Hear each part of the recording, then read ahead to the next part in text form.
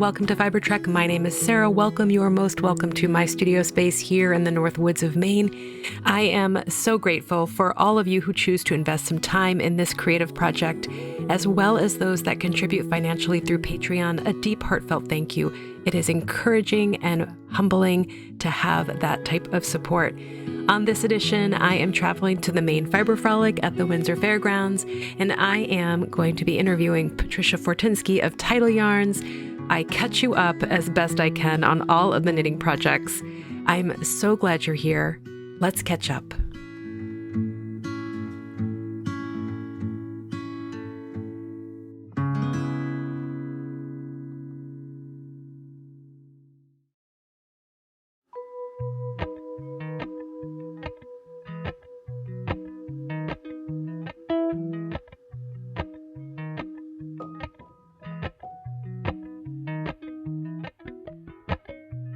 Appalachian sunrise meets my skin.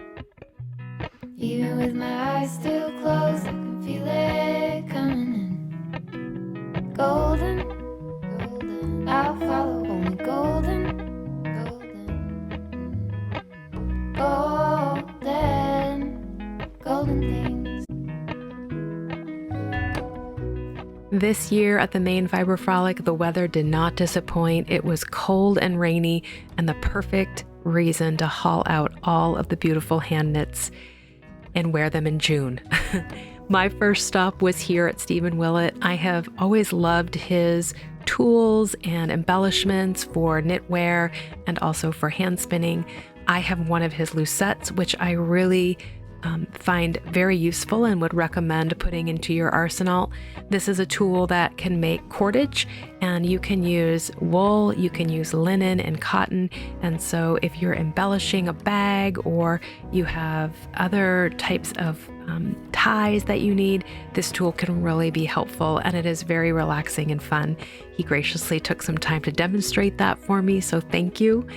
Fantastic Farm has hand spun yarns, and I just found there was something kind of glittery about this booth that was captivating. She also has hand prepared bats for spinners, and you can find her on Instagram. I did not buy any fleeces, even though I took a couple shots of some beautiful grays and charcoals. So disregard, I did not get any of that. I definitely took some time to stop at Jaggerspun and check out their yarns and introduce myself. I would really love to feature their work here on the podcast in the fall, and love this heathered line that they have. Across the way, I ran into a friend who is a longtime retreat goer, and her daughter runs this Etsy shop called The Button Barrel, and I, as you will see, picked up some buttons from her. Look forward to seeing her on the podcast, featuring her skills and her art, and I'm looking forward to that. Chuji's Bakery from Dennisville, Maine was there, and I was so glad because I discovered them last year. They had the perfect complement to a hot cup of coffee and a great way to end and enjoy this festival.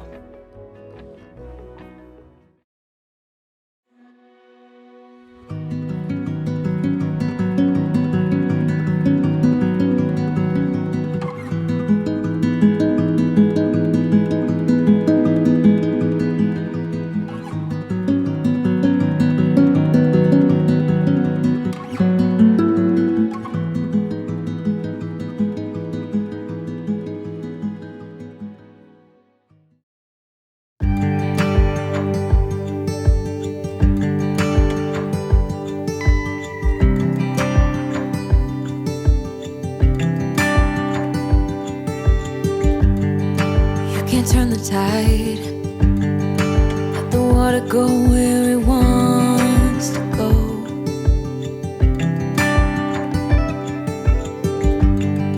You can run and hide, you can bury yourself beneath the stones.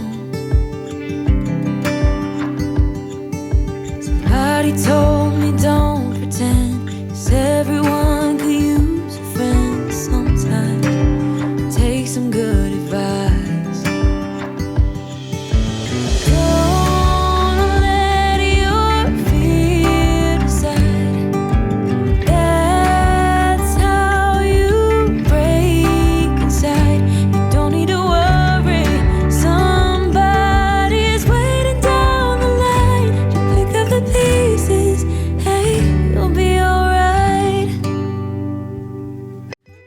probably goes without saying that Patricia and I and my friend Teresa had a pretty good time setting up her booth. I was really grateful that she allowed us to grab some of this footage to show you what goes into being a part of the show circuit. I am going to let Patricia tell you her story about Tidal Yarns, which happens to be one of my most favorite yarns. I am deeply grateful that she took some time to talk to us. I hope you enjoy it, and thank you so much, Patricia.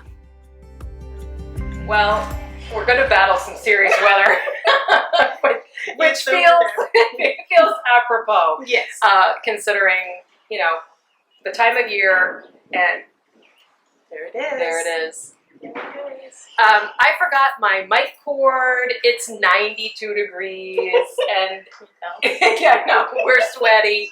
But I really wanted to take a chance to introduce you to Patricia Fortinsky, right? That's right. Yeah, Tidal Yarns, and you've come down to do Fiber Frolic. So I just thought I would share with you a little bit of our conversation about how you got into the business. And I want to describe a little bit about almost a year, you know, like what happens and each step of the process that you participate in. And hopefully that won't be too unnerving. And you'll know all the answers to that. I will do my best. Okay. So I thought I would take advantage of the fact that you are here in Maine at the Fiber Frolic, Yeah. which is where we really first met. It's true. So- it's very true. And you gave me your Fiber Trek button that I still Yes. have. It's a little rusty now, but as am I. Yeah. I still have it. That was a wonderful meeting. Yeah, Yep. and that was probably just about 8 years ago, because that's really when I started and I found you. And what really attracted me to your yarns was the real sense of place and my interest in place-based yarns. And I'm going to have you describe the yarns. That's what I know you for, but there's much more to the process than that. And so I guess, do you want, I feel like I have a black fly in my I ear. know. They're all over the place. Like, We'll be doing this for a bit. I know. It's okay. So do you want to start with yarns? Do you want to start with the process? Do you want to start with, I guess, because I actually really don't know how you began or how long you've been doing it. Well, I was thinking about this on the way up because I figured that would be something that you would ask.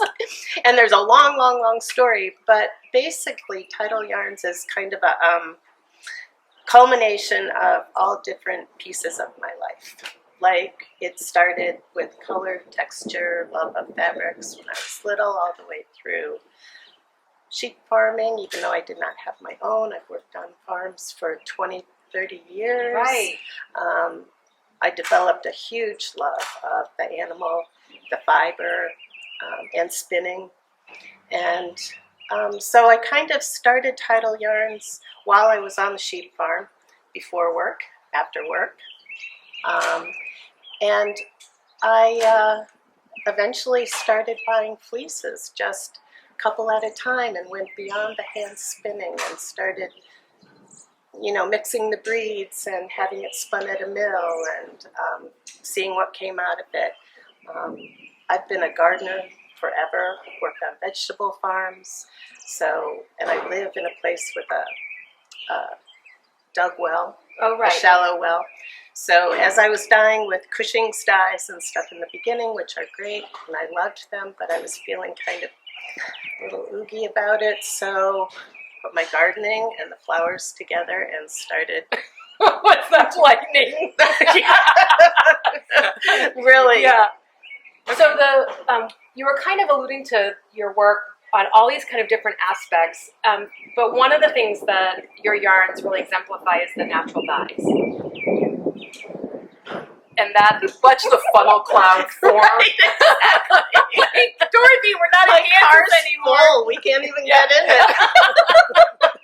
it. So the gardening piece Yes. fed the natural dyeing piece. Exactly, Yeah. exactly. Because I've had a love of color forever. I grew up with my mom, she was a maker.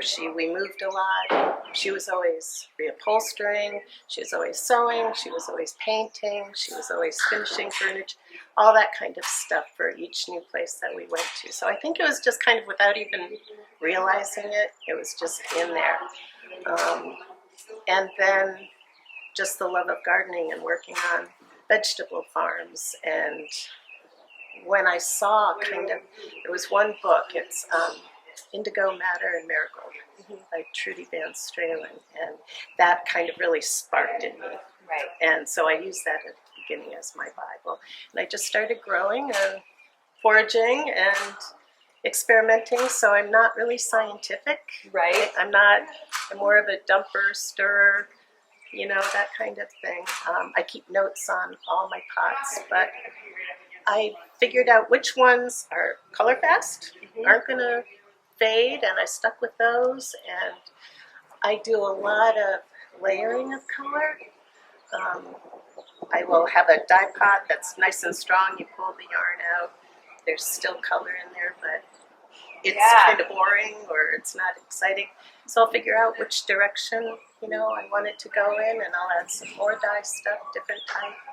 And I just keep layering probably 4 or 5 times. Right, wow. And so it gives it kind of that wonderful, like you can't explain the color. Yeah, I know. Yeah, I know. You know, that kind of thing. And I'm also a lover of gray. Yeah. This yes. is why we are kindred. Yeah. And over-dyeing gray. Yeah. So when I collect fleeces from several different farms, and I get their clips and a fair amount. And I'll do a different ratio each batch of yarn for natural color to white. And I use that as a dye stuff. Right. Because I don't use iron, I don't use things like that. I just use alum and cream of tartar as a mordant, and then the yarn, and then the dye stuff. Right. I do use extracts as well because the palette just expands, it just blossoms. Right. When you use the things I grow, I have a nice garden, so I use the things I grow. Over the years, I developed relationships with farmers. I would learn about them from buying individual fleeces at fairs and contact them. And so I ended up with a couple of favorite farms, and I would buy their clip or a portion of their clip because I knew their practices, I knew the way they took care of the animals, the whole husbandry, everything about them. And that's really important to me. To buy a beautiful fleece is one piece, but where the fleece came from, how the animals are taken care of, how the farm is run, the beliefs of the farmers, all of that is super important, and that goes into it as well. And usually, beautiful fleeces reflect beautiful care. Right. But I just like to be part of that.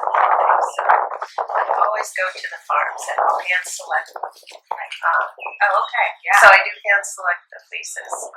Eventually, in the middle of winter, at Mary's farm, I know her and she knows me, and I could, trust her that she would skirt them and pick out the ones that she knows are pretty in my yards. So that whole piece is super, super important. Yeah. So, and you talked about shows, which is really how people can access the yarn. And here we are at the Frolic, and again, I just want to thank my viewers for embracing as I get like dust blown in my eye, the kind of natural course of weather, because really that's what trekking is about. So I'm just trying to make a spin on that. We were talking about shows, but shows are really where people can get your yarns. Yes. And you run a circuit in New England? I do. I just started applying, and when I got accepted, I just went everywhere I got accepted and got my name out that way. And there have only been a couple that have dropped off, but people can see, they can smell it, they can touch it, they can see it knit up, the color. Right. So I decided I don't have a storefront. I'm not able, it's not possible to wholesale. That would be. So it was the best way to do it, and I also absolutely love it. Right. I love doing this. You I have wouldn't to, be yeah. doing it if I didn't love it. Right. And so you see these people, you develop friendships with the vendors, with the customers. Every venue is different. Yeah. So the shows are what Tidal Yarns is all about, actually. And I do every sheep and wool in every New England state, and Maryland. Go down to Maryland and Rhinebeck. So it's wonderful. They're all different. They all have their own personalities. They all are great. But there was something really specific about Windsor Fairgrounds. We were talking a little bit about the frolic, not only for you and me, but Yeah, you lived in Maine. You have a Maine root here, so I do. When in the early '80s, actually, we moved up here, and we moved to Waterville. And I had a 1-month-old baby and a 1.5-year-old, and we'd been here for a couple of months, and I heard about this fair, Common Ground Fair. When I came into the Common Ground Fair of these fairgrounds, my eyes just opened. I had always knit, I had always loved color work, I loved yarn, but I didn't have that awareness or real connection or anything to the whole process. And I was just enthralled. And so every year for 20-some years, I just kept coming and learning. And I learned to spin up here. So that's kind of my track. well, I'm looking forward to seeing the yarns tomorrow. And I don't think this is the end for Patricia and I. If we make it out of the thunderstorm alive. Yeah. But I know we're gonna chat again, and I would love to bring you guys along to her to a dye experience. Maybe not to your dye space. My dye space. It's okay. My house. Yeah. I don't want to invite myself over. But, thank you Thank so you so much. much. Oh my goodness. Thank you for surviving This was fun. the black flies. Until next time. Okay. Sounds good.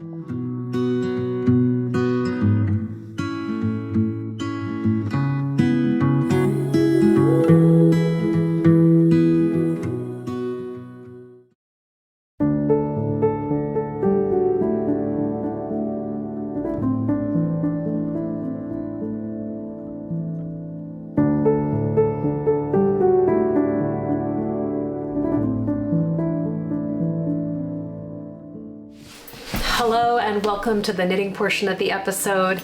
I wanted to make sure that I reiterated how grateful I am for those that take some time to invest here on this creative project.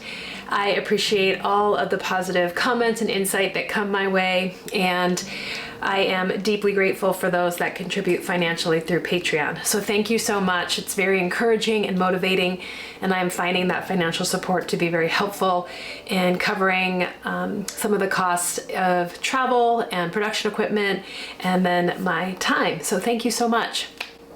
If you are not in a position to support this project financially, then please give a like and a subscribe here on YouTube. That, I am told, can help with traction around viewership, and I would be deeply grateful. I would like to say that this is going to be a buttoned up, zipped up, put together look at my knitting, but I wanted to kind of caveat the discussion with something that's kind of going on in my internal world, which is a little bit of a creative wariness. And I not only finding that in my look at both my professional realm of speech language pathology and working at school, but also here in my creative realm with things as simple as, what am I gonna knit? And I am finding the ability to make decisions very fatiguing.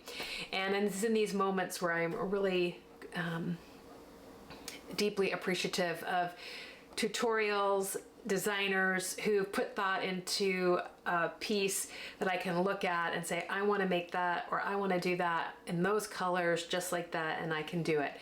And so I think that's an important piece to lean into in any craft or skill, is finding good designs and instructors and taking some time to be instructed and to not use or have some dormancy or fallowness around the decision making, but just be able to access somebody else's flow almost. And that's kind of what I think I need to do.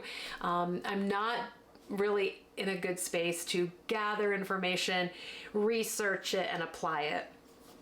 And I think I learned that when I realized that I did not bring the mic cord to Patricia's interview, and I had to learn about sound engineering or audio quality.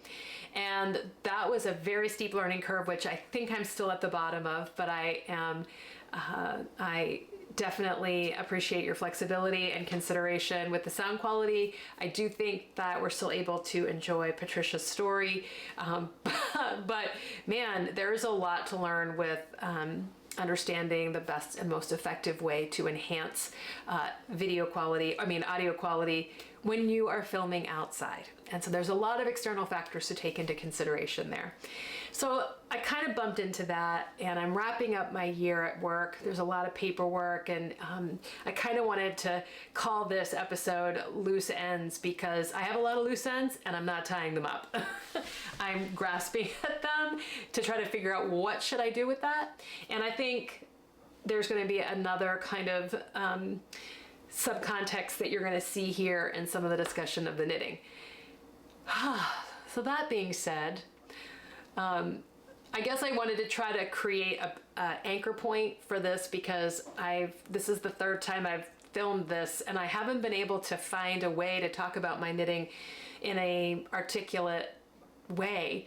And so I wanted to just put that out there so that if you're trying to follow along, you'll understand the pitfalls that are about to happen. But let's get started and see where we end up, which is probably just good sense of advice in general.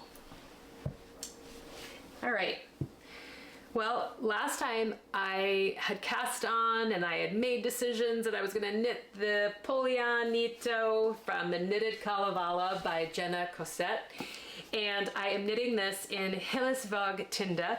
And thank you so much for cluing me in that it is from a Norwegian spinnery. Hillesvåg is a Norwegian spinnery, not a Swedish one. And like I had said last time, oh, it's all Swedish yarns, but it's not. There was a Norwegian yarn thrown in. So I am using Hillesvåg Tinde in the red gold colorway and dark brown. And I originally had thought that I would knit this bottom section here in navy. And I got to that point and I didn't like it. I kind of knew in the back of my mind I wasn't going to like it, but I wanted to try. And so I got the whole yoke done. And in conversation with my friend Nicole, she was like, well, why don't you just continue knitting in that red gold color? You really love it. And I said, that's a great idea. So I ordered some from Wet Coast Wools in Canada. And when it arrived, I had ordered the wrong color. And I felt this deep sense of confusion because I had originally planned to take this on the knitting adventure or the plane when I went to Scotland and get the body done. And I was feeling super pumped about it and I had made a lot of progress on it. And that really everything just shut down from there. I was just like lost. And then I felt a sense of kind of whoa. And then I felt a sense of anger about not double checking the color. And it just spiraled into this like kind of ridiculous miasma. Is that the right word? Miasma or abyss or swirl of chaos. How about that? And I had a really hard time climbing out of it to figure out, well, what was I going to do next? I knew that I was going to take with me on the trip the Trondheim cowl by Sofia Capella. And I've been working on this for a while with very little progress. So I had some consolation. I will take this with me and it will be great. And I decided that I would like to maybe cast on and start, since I had the yarn for it, I'm going to talk about in a minute, the Lalu sweater, Lalu sweater, which is, I talked about in another episode knitting this, but re-engineering it to do raglan shaping top down. And when I looked at that and I thought about it and I started to do my research, I was like, I can't do it right now. And I was super disappointed in myself for that. And when I say that, I don't mean like I, have lost my will to knit ever again. I guess I just was looking for the motivation, but struggling to find it. And I was disappointed about that inability to initiate. I had been gifted from Patricia a sweater's worth of her yarn in this beautiful rosy brown and this creamy oatmeal color, and I plan to knit that Lalu sweater using the Maine color in this rosy brown and the contrast in the cream. And I really wanted to work with this. The yarn was calling to me, and the sweater was calling to me, and I was really trying to find a way to not have to work too hard. And so I reached out to Patricia to see about her pattern, which is a raglan top-down pullover. It's very simple, it's very beautiful, it really showcases the yarn, about using that pattern and inserting the chart from this book. And so that's kind of my next step. And I'm trying to reduce some of this down to those small steps. So I did get this skeined up, I've put it in a bag, I have the needles, a couple sets of different needle sizes. I knit a swatch, and I have that ready to go. We're putting this away. It will become something new. So that's kind of how I moved through that, but it definitely just, it was disruptive to flow. That was guess where I was trying to go with that conversation. And I don't feel like I'm in that. I jump in and out of it, but I'm not in the flow state. I did rely on my friend Nicole quite a bit to kind of work through some of this decision making. It was very helpful. And she and I ended up starting to talk a little bit about, again, what I talked about last time, nostalgic knits, going back to kind of the old school grassroots, using books. I had received a dress, or purchased a dress from Voré in Paris, and they make kind of folk-based wardrobe elements, and I had purchased one of their dresses for wedding I'm going to in Sweden, and it arrived and I loved it, and I was like, I have to knit something for this. And so that started a whole pathway of like, what am I gonna knit? What am I gonna use? And that ended up, because I'm not gonna belabor that point, I ended up here at Folk Shawls with Cheryl Oberly. And I decided to, in tandem with my friend Nicole, cast on the Littla Dimyun shawl, which is a Faroese shawl. And it's cast on from the bottom edge. So 400 plus stitches. And for one brief second, I thought about re-engineering it to knit it top down so I didn't have to cast on 400,000 stitches, but I decided not to. And as I was saying before, kind of leaning in, just following the instructions, doing what it tells you to do, and along for the ride. That's kind of the approach I was gonna take with this one.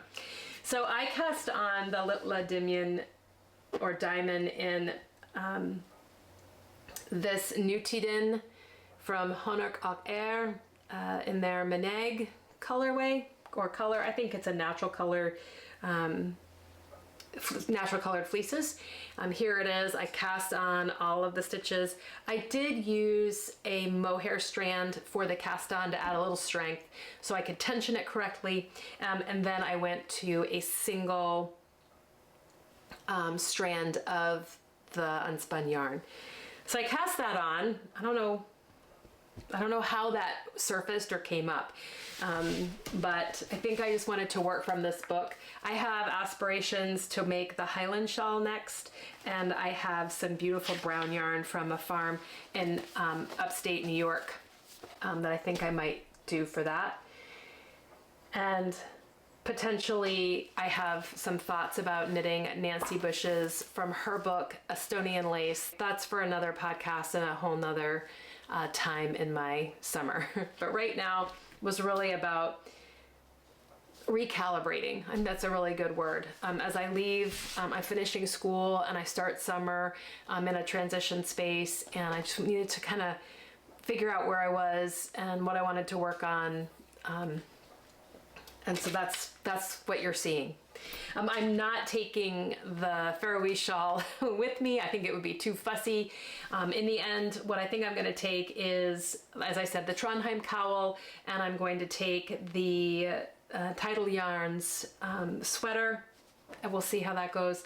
And that's what I'm going to take. I really find most of my knitting gets done on the airplane. I don't knit always a ton when I'm there because I'm busy and visiting and out and about, and so I'm just not going to sweat it now, but I had been sweating it. It was really bizarre, like so important. Anyway, we all have our health, and so I can kind of take what's the word I'm looking for? I don't know. That's how we're unfolding here. So I had mentioned that at the Fiber Frolic, I had acquired this beautiful yarn from Patricia of Tidal Yarns, but I also did my rounds and I found a few treasures that I wanted to highlight for you. The first was, I always visit Stephen Willett's booth. He is a woodworker, and I have one of his loose sets, which I adore and love. You saw me featuring him working with that loose set earlier on, and I just picked up this hair stick. You could use it as a shawl pin, but I just love the twistedness, the movement in it. And if you've seen me before, you'll know I often just wear a double pointed knitting needle in my hair, and I thought, oh, I'm gonna upgrade my style just a little bit, and so I picked this up from them. I always love, as I said, visiting their booth. They have a variety of different tools, and so you don't have to be a spinner or a loose setter to find something magical there. I also visited the Button Barrel shop. This is Duska Martovich, and she's out of Scarborough. You can find her on Etsy, and she has a really unique way of working with clay and vintage buttons and using them as molds. And I'm going to hopefully visit with her in the fall and take you along a little bit about her work. But she's really interested in highlighting those vintage button designs using clay. So I picked up this set, and then I picked up a set of 6 of these moon buttons. And I have a project in mind for those. So thank you so much, Duska. Yep. And yeah, look for her in the fall when we go on another fiber trek. The other thing that I think that was it. Was that it? Golly. Yeah, I guess that was it. So I got the buttons, and I got the hairpiece, and I got some yarn, and yeah, I am looking forward to heading to Scotland. I have an interview lined up with Orkney Tweed, and I am going to North Ronaldsay as of right now. North Ronaldsay is another 3-hour, 4-hour ferry ride from Edy, where I will be, and I think you have to go into town, then you have to go way back out, and so just needing to plan around the weather and also the farm plan. So it is my intent to get to North Ronaldsay, so fingers crossed on all of those things falling into place. And I will be returning. And while I'm there, I hope to upload a couple daily vlogs for patrons. So if you are on the Patron platform, you will be getting a few extra glimpses. And also, I will be detailing and highlighting that trip when I come back in July. So on that note, I am going to bid you a fond farewell, many fond wishes and blessings. I look forward to seeing you next time. Take care. Bye.